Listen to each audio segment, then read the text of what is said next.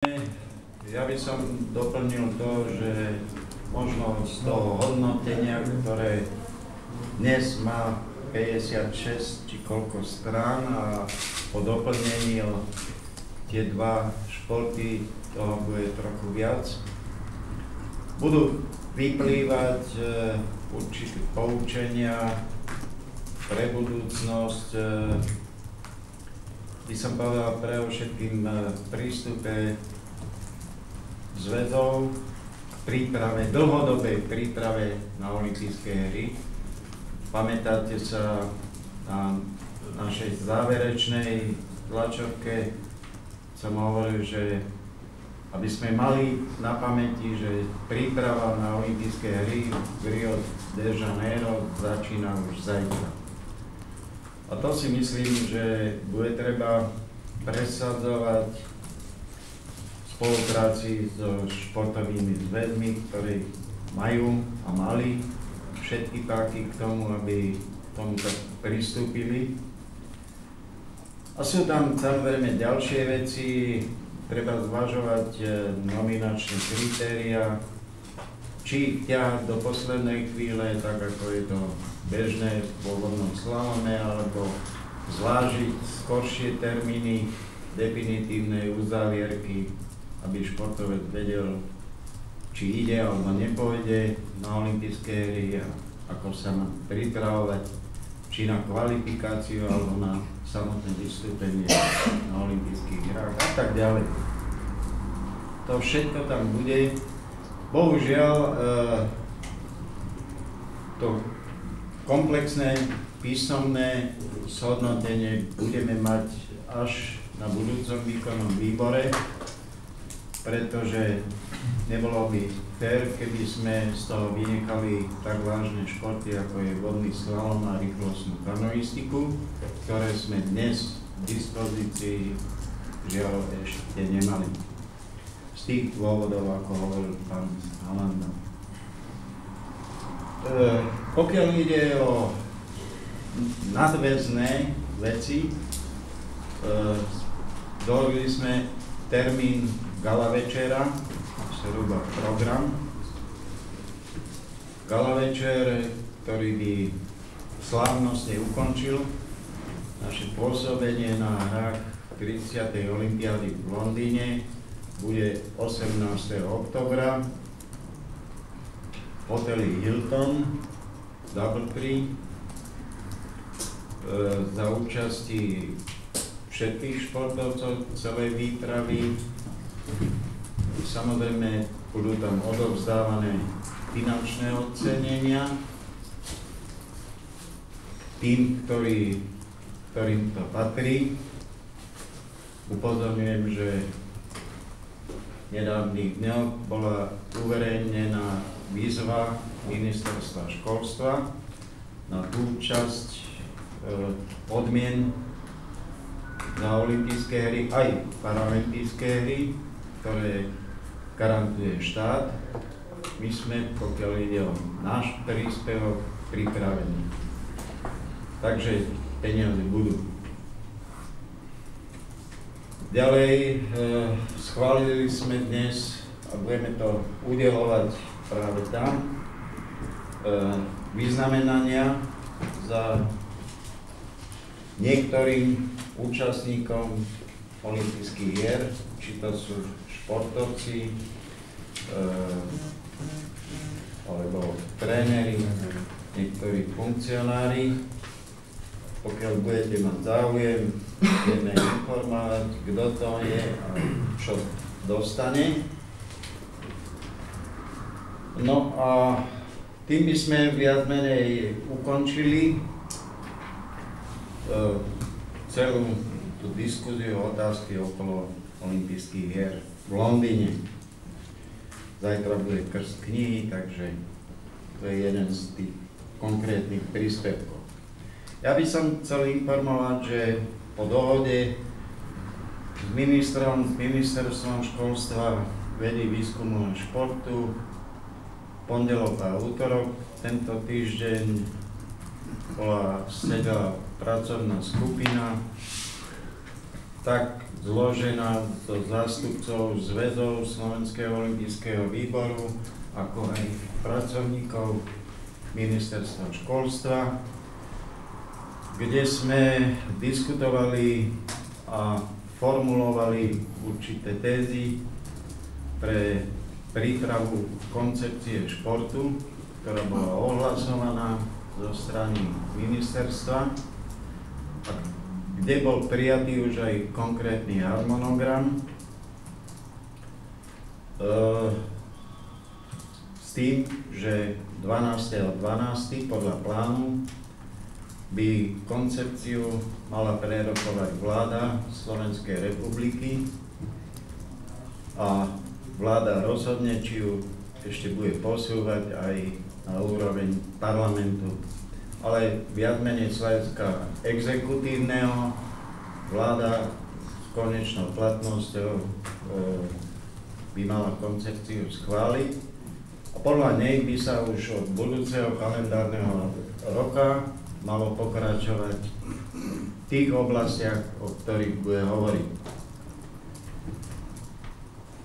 Koncepcia by zároveň mala byť východiskom pre prípravu nového zákona o športe, ktorý sa začne pripravovať v budúcom roku a ktorý by podľa plánu mal byť prerokovaný a prijatý v roku 2014.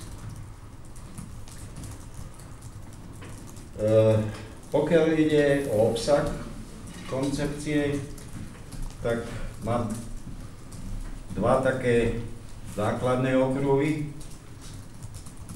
A to je okruh podpory elitného športu, to znamená reprezentácie Slovenskej republiky, vrcholového športu, výberu a prípravy športových talentov.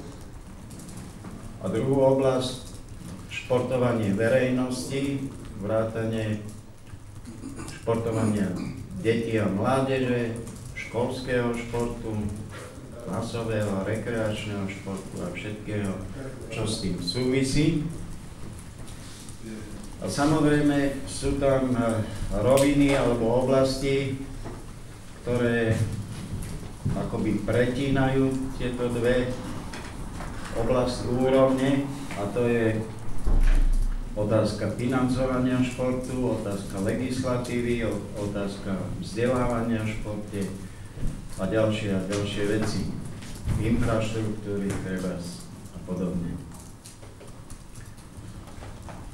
Pokiaľ to, čo vám poviem, samozrejme je veľmi všeobecné, veľmi pracovné,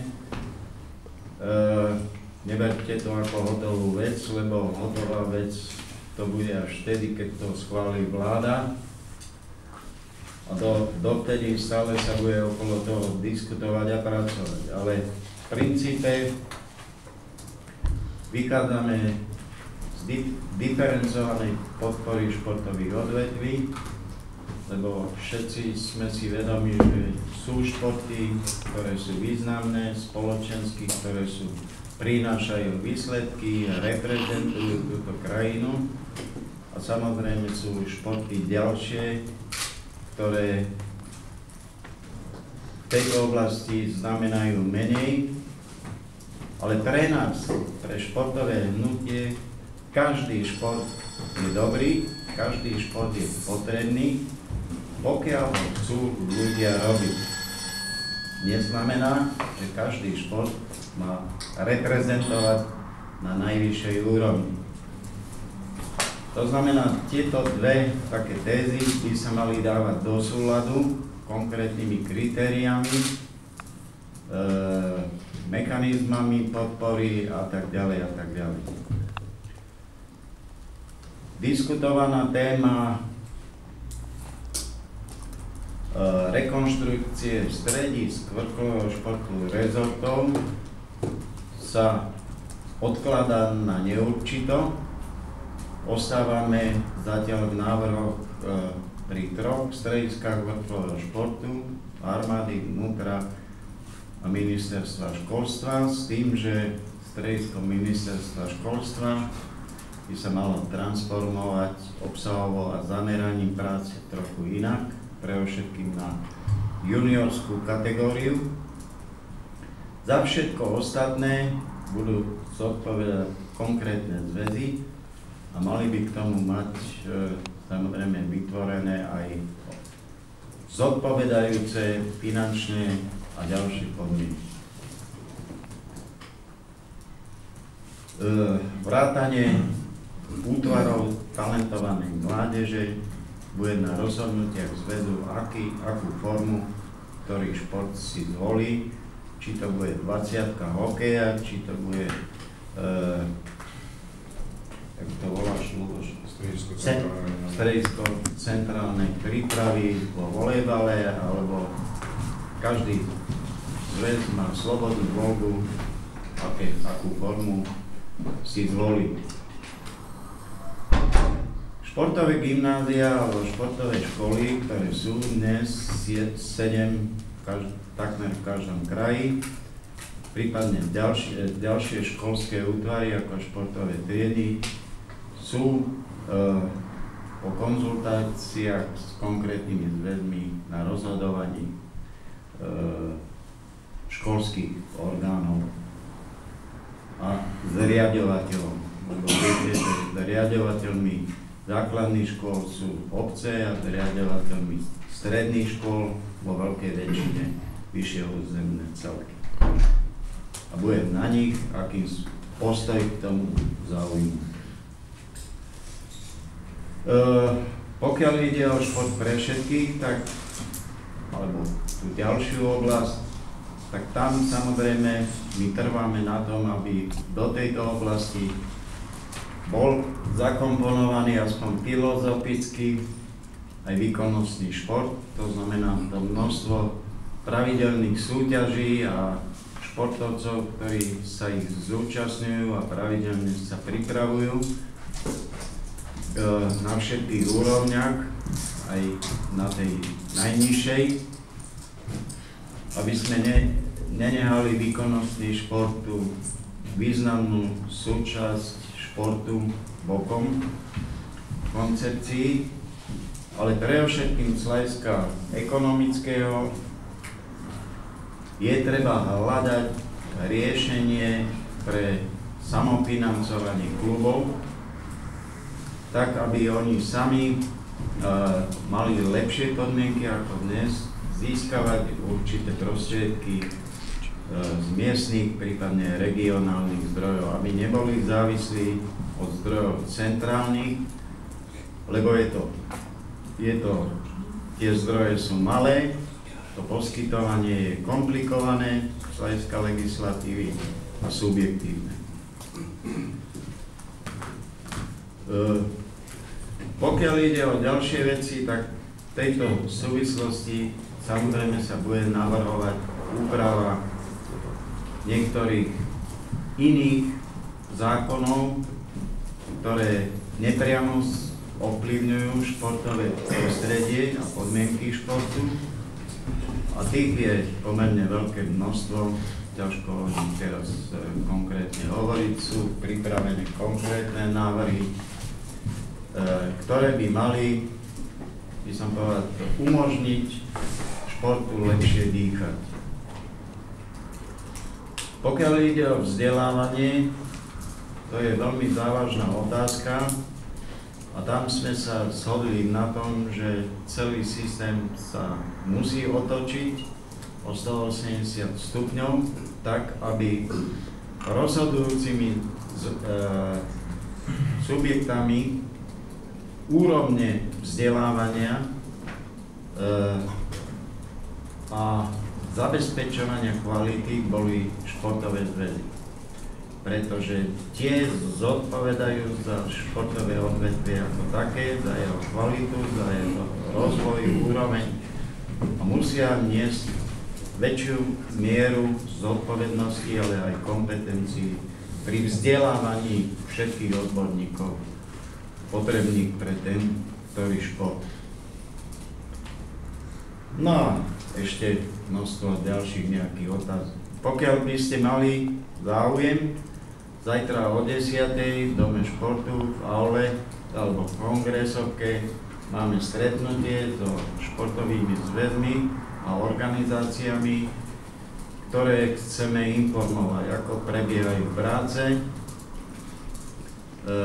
čo sa deje, aký je harmonogram. Vyzerá to tak, že taký prvý pracovný návrh napísaný na papieri by mohol byť už 20. septembra, alebo tak medzi 20. a 25. septembrom, teda pomerne rýchlo. Samozrejme sa bude ďalej na ňom pracovať. Prvé návrhy na verejnú diskuziu prostredníctvom internetu by mali byť na svete, tuším, 17. októbra.